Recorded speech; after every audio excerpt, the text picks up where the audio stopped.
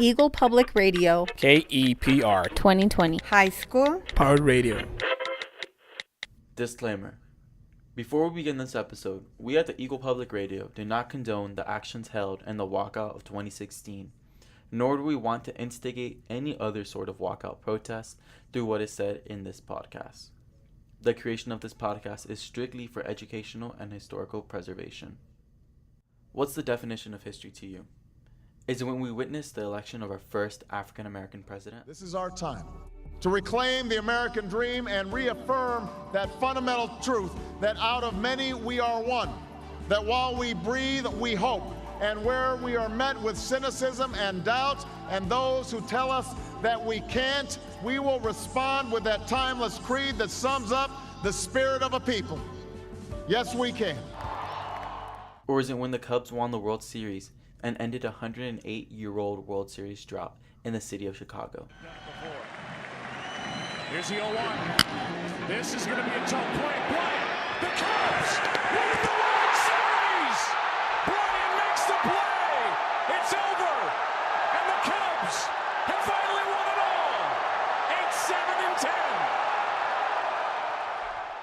Hey guys, welcome to the first episode of History in the Hallways, a 4 to 5 part miniseries about some of the most impactful events to occur in a span of 4 high school years. We're going to start this episode off by playing an old unpublished podcast that was made in February 2017. The podcast is about a historical event, the EPHS walkout of 2016. This podcast was made by the help of Marcus Appleton, Alex de la Peña, and Karim Etrar. Now, without further ado, here we go. On January 21st, 2016, EPHS walked out in response to the removal of their principal. Where were you guys when it happened? I was in G-Wing with Mr. Cano, and a bunch of seniors walked in. Walk out after second, guys. Let's go. Walk out after second, guys. Let's get it. And out of nowhere, screaming, walk out after second, walk out after second. I couldn't believe it, but then I came outside and I saw a mass crowd just screaming, Moreno, Moreno. And it hit me that it was legit. I was in front of the D-Wing restrooms, and one of my friends just came up, hey, don't go to third period. There's going to be a walkout for Mr. Moreno. And I thought it was a joke because, there's been multiple people saying, like, oh, we should do this stuff, just like kind of rebel. But I guess they were being for real. Yeah, I was in A-Wing, and we walked out, and we looked through we looked by the horseshoe, and Byrne was standing in front, and we didn't want to walk out because no one was there yet. So then we went back inside, and there's like a big crowd of kids, and there's a flag waving, and everyone's chanting, Moreno, Moreno. And then everyone just stormed outside, and everyone was on their phones, tweeting, texting. Snapchatting. Pretty much. I think the teacher's mindset was pretty boggling. Here we have Mr. Cruz, My name is Mario Cruz, a dual credit U.S. history teacher, and I've been a teacher here for 15 years. who's going to give us his point of view and his experience with the walkout and his students. The student walkout of 2016 was a day of historic proportions. Really, it caught us all by surprise. That day, in actuality, I was not in the classroom. I was in an in-service in the library on the mezzanine level, and so I was able to view the entire incident from the start. Throughout the day, was it really different not seeing that many kids here at school? I know you're there at an in-service, but did you see like the impact it left at school, just knowing that there's nobody here? Yes, absolutely. We walked around classes and saw in third period empty desks. The lunches were not as packed as usual, and you got over social media immediately, and you had people for and people against, but still there was a lot of people, and for the students it was the opportunity of a lifetime. I think we had not had a walkout since like the 60s, and it's saying a lot that the students are educated, they're very strong in their beliefs, and they want to make a point with this peaceful protest. Would you like to put in your perspective on what the percentage of the students would you say that walked out purposefully? That's a really good question. I think that the students at least 50% walked out with a purpose. And now I say this because a big portion of them ended up at central office, and it was really a moment, a historic moment, significant moment, because the students were doing it for a purpose.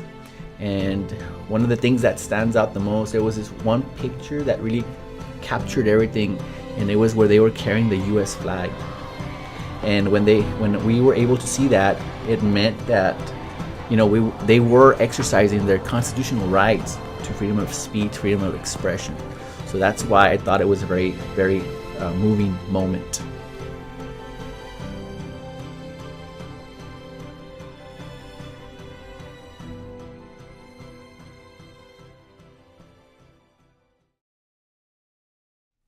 I think it was a very long journey going to central office. I think I heard it was 3 miles.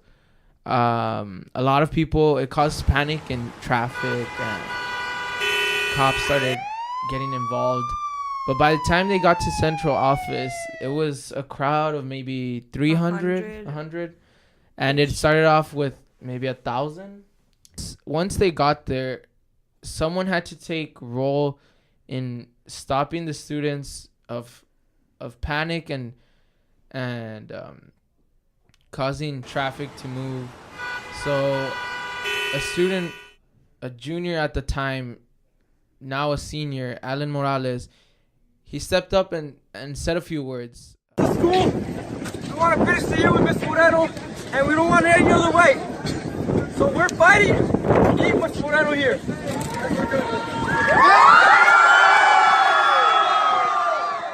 I'm Alan Morales. I'm a senior at Eagle Pass High School.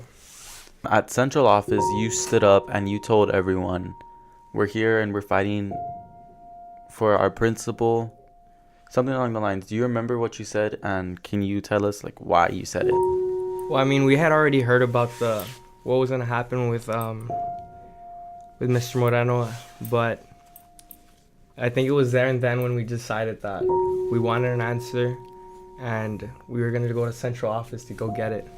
And do you remember walking out and who was Yes. with you and stuff like that? Do you want to elaborate a little bit more? Well, I don't exactly remember who was with me, but remember talking to Angie, David Vielma, and Carlos Alvarado, and we decided, the word got out, and a lot of students were marching at central office. Can you please tell us your name? Arturo Valdez? And you're a student at Eagle Pass High School, is that correct? Yeah. Okay. Now we're just going to get a little story of Arturo Valdez, a student that rode with Miss Moreno, and how that journey went.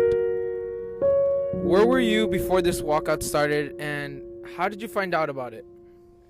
I was at the cafeteria with my friends, and we were eating lunch. And one of my friends had told me that there was a huge riot outside. That it was a lot. The whole school was just outside, and they were walking out. And, well, curious, I went outside to find out what was the whole ruckus. And my friend had told me that they were moving Mr. Moreno to another school. So what was your reaction when you found out Mr. Moreno was leaving? I was confused because he was doing really well. He was giving us good work ethics, and you know, I liked having him around, and he looked like a really reliable principal. So how do you feel now looking back? Do you think your reaction was right, or would you change it? A lot of people told me that our reaction, that we overreacted, that it wasn't right, that we shouldn't have done that, but I think it was right because we strengthened our rights as students to be heard and to tell the authorities what we think about what the decisions they make. So on your way to central office, someone had told me you got a ride from Miss Moreno. Is that true? Yeah, since we heard about the walkout a little late, we were kind of walking by ourselves and several other people that wanted to join. And while we were walking, Ms. Moreno had seen us and she picked us up. Knowing us, she knew that we were good students and all. She gave us a ride to central office, and she asked us that if we could help her get her daughters into the office so that they could say something themselves. Did you say something yourself at central office, or were you denied access? By the time I got there, they didn't let us get in. They denied us access to get in. But after someone interviewed me, and I got to say some of my own thoughts.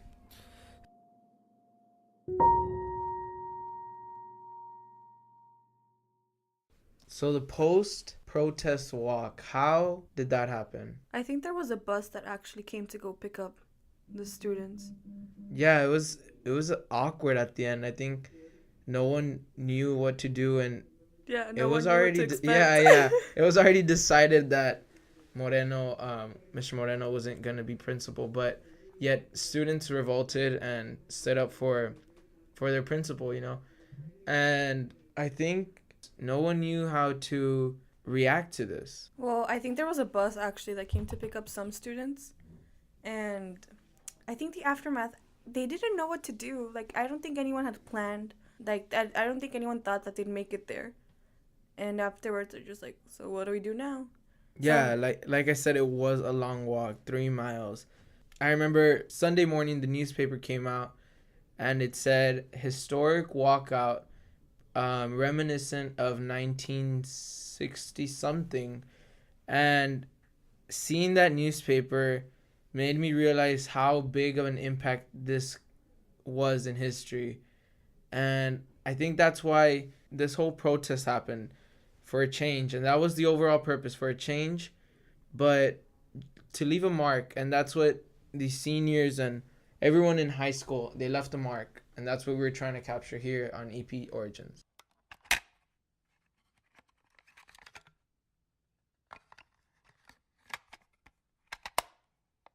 Again, this podcast was made a year ago, and the event occurred 2 years ago.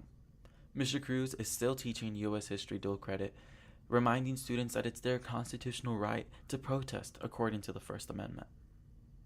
Alan Morales is continuing his education at Texas A&M University. Alex de la Peña will further his education at Austin Community College with the intentions of transferring to the University of Texas. And Karim Etrar will further her education at the University of Texas at San Antonio. The walkout of 2016 wasn't a success. They still removed Vale Moreno as principal and replaced him with our current principal, John Cox. Even though it wasn't successful, the students who did march to central office set in stone a future generation of underclassmen. Underclassmen who know that their constitutional rights are there for us to use, even as teenagers. This has been the first episode of History in the Hallway. We hope you enjoyed. Thank you to all of those who helped make this production possible. Mr. Frank Sanchez, our media tech teacher, Ms. Castillon, our CT director, and Mr. Cox for allowing us to publish this informational podcast and allowing us to preserve rich history to all of our peers and future students to come. Eagle Public Radio KEPR 2020. High School Powered Radio.